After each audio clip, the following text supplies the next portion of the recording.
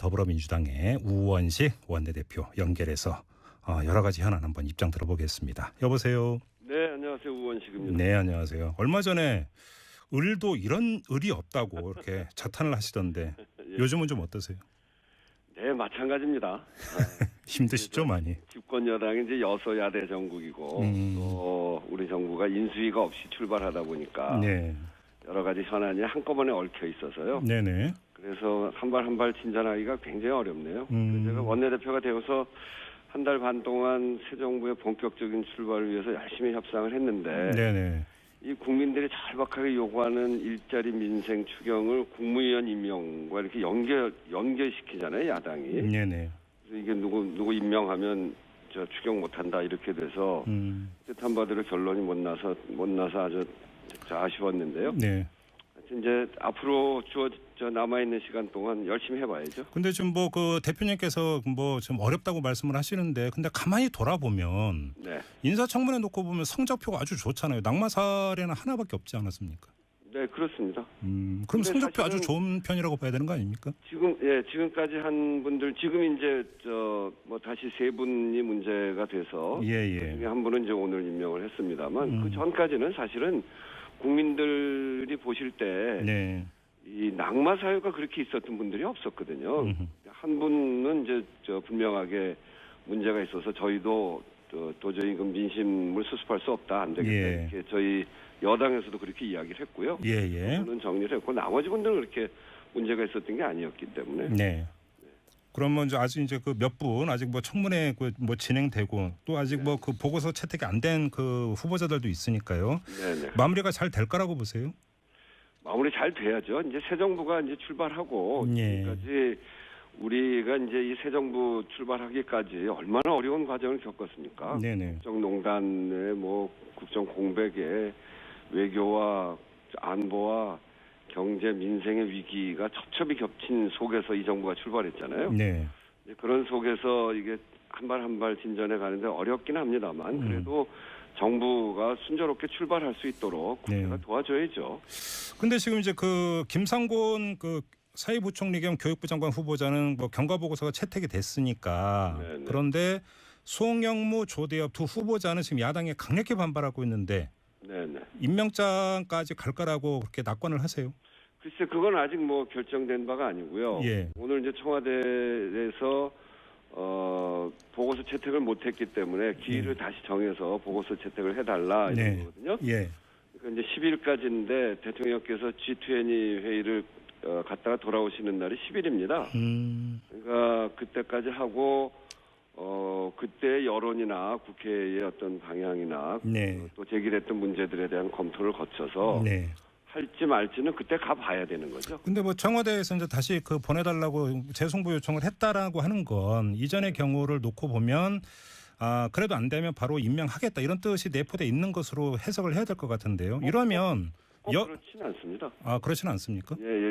예전에도 그런 경우에 그 과정에 민심이 안 좋아지고 해서 또 안 된 경우도 있었고요. 그래서 꼭 그거를 임명 강행을 위한 무슨 수순이다 이렇게만 보실 건 아니고요. 예. 그러면 임명이 안 될 가능성도 배제를 않고 있는 겁니까, 대표님? 아니 그러니까 이제 그 과정 동안에 여러 가지 상황을 점검을 하겠죠. 이제 인사권은 대통령께 있는 거기 때문에. 예, 물론 그렇죠. 네, 알겠습니다.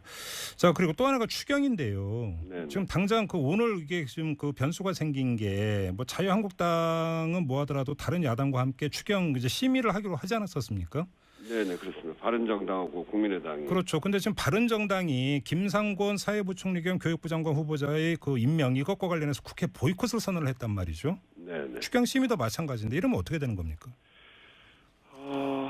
참 답답한 일입니다. 네. 사실은 이제 김상곤 그 사회부총리에 관해서는 어제 국회가 인사청문 절차를 마치고 보고서 채택까지 했거든요. 예. 보고서 채택은 과반이 넘어서 과반 찬성으로 되는 거니까요. 조문위를 열어가지고 보고서 채택을 했습니다. 보고서 채택을 했으면 그 보고서를 가지고 대통령께서 임명할지 말지를 결정하시는 건데 보고서 채택 때까지는 바른정당이 다른 의견이 없었어요. 회의에 안 들어왔죠. 예. 그래서 국민의당과 저희 더불어민주당이 과반이 넘는 숫자에서 했는데 예. 그러면 국회는 할 절차를 다 한 겁니다. 그리고 대통령께서도 국회에서 넘어온 보고서를 가지고 임명한 거기 때문에 예. 뭐 대통령께서도 충분히 하실 수 있는 일이고요. 그래서 이런 법적 절차가 잘 마무리가 됐는데 반대하시는 거에 대해서 좀 납득하기 어렵고요. 네. 근데 어쨌든 바른정당이 안 들어오시니까 저희로서는 답답한 일이고 추경은 또 해야 되는 일이니까요. 이게 예. 7월 11일하고 18일 이틀이 이제 본회의가 잡혀 있거든요. 네. 11일을 목표로 해서 지금 하고 있는데 네. 그래서 바른정당이 안 들어오니까 답답하긴 한데 불가피하게 국민의당과 이렇게 같이 진행시킬 수밖에 없는 상황은 되어 있습니다. 근데 지금 문제가 이제 추경 같은 경우는 일단 그 상임위별로 이제 심의를 해야 되는 거잖아요. 네네. 근데 예를 들어서 자유한국당이나 바른정당 소속 의원이 위원장을 맡고 있는 상임위 같은 경우 심의가 제대로 이루어지겠느냐라는 현실적인 문제가 있지 않습니까? 네, 그런 데는 잘 안 될 겁니다. 예. 그런 데는 잘 안 되는데 근데 이 예산과 관련해서는 네. 상임위가 그때 다 해주면 좋은데 늘 이제 그게 잘 안 되는 경우들이 있어서 예. 예결위에서 예결위원장이 기일을 지정하게 됩니다. 그래서 기일을 지정을 하면 예. 상임위에서 다 논의가 안 됐더라도 네. 예결위로 다시 다 모이게 됩니다. 상임위 건너뛰고 예결위로 바로 갈 수 있는 겁니까? 네, 그렇습니다. 그래서 그 예결위원장께서 그 7월 6일로 예. 기일을 지정을 했습니다. 그래서 네네. 7월 6일부터는 상임위 논의를 중단하고 지금 정해져 있는 게 그 2시인가? 오후 1시 반 아닙니까? 아니요. 예, 오후 1시 반. 예. 그러니까 2시니까요. 6일 오후 1시 반까지 상임위 예비 심사를 끝내달라고 정세균 의장이 요청을 했습니다. 상임위에다. 예. 그러면 1시 반에 상임위 논의가 끝나게 되는 거죠. 네. 그래서 그때까지 만일 예비 심사를 못한 상임위의 추경안은 의장 직권으로 네. 예결특위 전체 회의로 회부한다 이런 의미를 갖고 있었어요. 그래서 예결위에서 논의가 이제 본격적으로 시작되는 겁니다. 근데 문제는 예를 들어서 상임위원회에서 만약에 제대로 심의를 안 하고 거부를 하는 야당이라면 예결위에서도 똑같은 기조로 대응을 하지 않겠습니까? 그렇게 하겠죠. 예. 그런데 이제 이 예산안은 과반 출석에 과반 찬성으로 되는 거거든요. 예. 그래서 과반이 넘으면 뭐 심의도 가능하고 의견도 가능한 거니까요. 그러면 국민의당의 협조는 아주 필수적인 것 같은데 잘 될 거라고 그렇게 낙관하세요? 그때까지는 또 바른정당, 자유한국당하고 충분히 또 논의를 해서 참여할 수 있도록 저희들이 노력을 해야죠. 특히나 자유한국당의 홍준표 대표가 새로 돼서 홍준표 대표 말씀하시는 것도 우리 당이 이제 막 시작한 정부에 발목 잡는 것 같은 모양을 인상을 주는 거는 좋지 않다.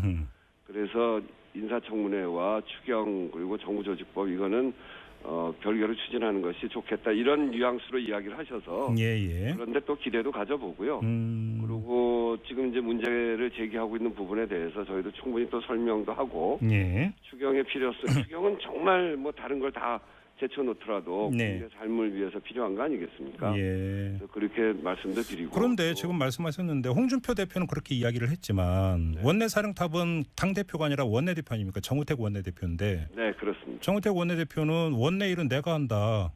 이렇게 선을 그었던데요. 제가 정우택 대표를 또 만나서 또 이야기를 좀 해봐야죠. 그런 거 하라고 여당 원내대표 있는 거거든요. 많이 바쁘시겠어요. 네, 바쁘게 지냅니다. 알겠습니다. 아무튼 예를 들어서 예결위로 가서 국민의당이 협조를 기대한다고 하더라도 또 하나의 변수가 제보 조작 사건이 지금 검찰 수사가 진행 중이지 않습니까? 네. 검찰 수사 진행 경과나 수사 결과에 따라서 국민의당의 의정 기조에도 영향을 미치지 않겠는가 이런 분석도 좀 있던데요. 그걸 뭐 저희가 어떻게 언급하는 것이 부적절할 것 같습니다. 국민의당에서 판단할 일인데요. 이 문제에 대해서 이제 정치권에서 더 이상 언급을 할 필요가 없을 것 같고 이제 검찰이 수사를 하고 있으니까 검찰이 신속하고 또 수사를 제대로 해서 그렇게 나오면은 정치권은 그걸 받아들이면 되거든요. 국민의당이 수사 결과가 어떻게 나오든 별개로 의정이 임할 거다 이렇게 낙관을 하시는 겁니까? 저는 그렇게 생각합니다. 그거는 그것이고 또 국회는 국회고 국민의 민생은 민생이고 네네. 그런 거니까요. 알겠습니다. 아무튼 인사청문회가 이제 모두 마무리되고 만약에 추경까지 처리가 된다면 네. 이후 집권여당의 원내대표로서 이후의 의정 계획, 그러니까 가장 최우선순위에 두고 있는 문제는 어떤 겁니까? 국민의 민생입니다. 그래요? 네, 저희는 이제 제가 원내대표가 되면서 예. 일의 방법은 협치를 중심으로 하고 네네. 일의 중심은 민생에 놓겠다 이렇게 생각하고요. 네. 우리 국민들이 가장 힘들어했고 이 나라다운 나라가 아니다 이렇게 이야기했던 그러니까 이게 나라냐 이렇게 외쳤던 것의 중심에는 네. 일한 만큼의 대가를 제대로 못 받고 네. 힘없고 빽 없으면 불공정한 대우를 받고 음흠. 갑의 횡포에 늘 시달리고 네. 이런 문제거든요. 예.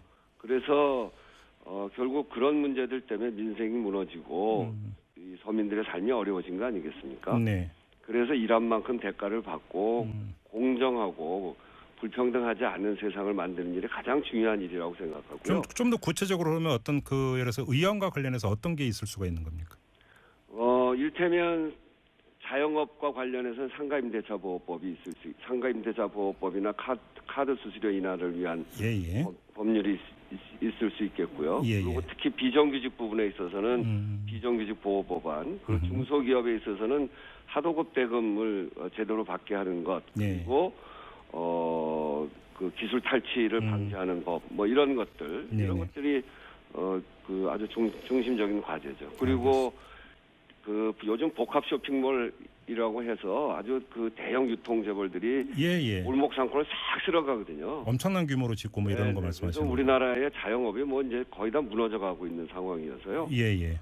그런 부분에 대한 규제 이런 것도 필요하고 그렇습니다. 알겠습니다. 좀 마무리하기 전에 별도의 질문 좀 하나 드리고 마무리를 좀 하도록 할게요. 이 탁현민 청와대 행정관 문제 잘 알고 계시죠? 네. 대표님. 오늘 또 한 언론에서 제3탄이 보도가 됐는데요. 이른바 성인식에 뭔가 좀 문제가 있는 것이 아니냐라고 하는 것들을 보여주는 또 다른 사례가 오늘 또 언론에 보도가 됐단 말이죠.